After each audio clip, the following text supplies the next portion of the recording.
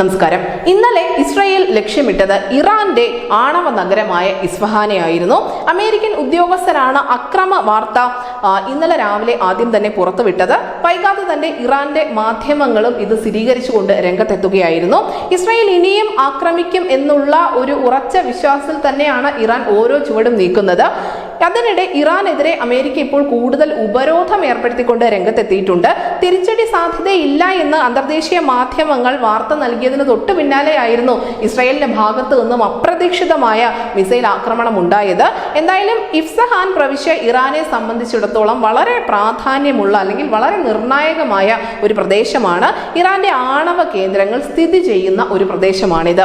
Natanz ഉൾപ്പെടെയുള്ള ആണവ കേന്ദ്രങ്ങൾ സുരക്ഷിതമാണ് എന്ന് ഇറാൻ നിലവിൽ അറിയിക്കുന്നുണ്ട്.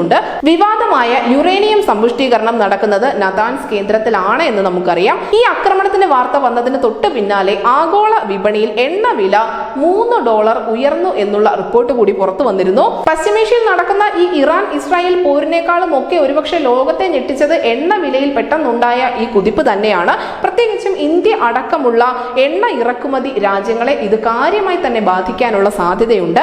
യുദ്ധം മുറുകുമ്പോൾ നമ്മുടെ രാജ്യത്തെ സാധാരണക്കാർ പോലും അതിന്റെ കെടുതി അനുഭവിക്കേണ്ടി വരും എന്നതിന്റെ പ്രത്യക്ഷ ഉദാഹരണം കൂടിയാണ് എണ്ണ വിലയിൽ ഇപ്പോൾ ഉണ്ടായിരിക്കുന്ന ഈ മിന്നൽ കുതിപ്പ്. News desk India Malayalam.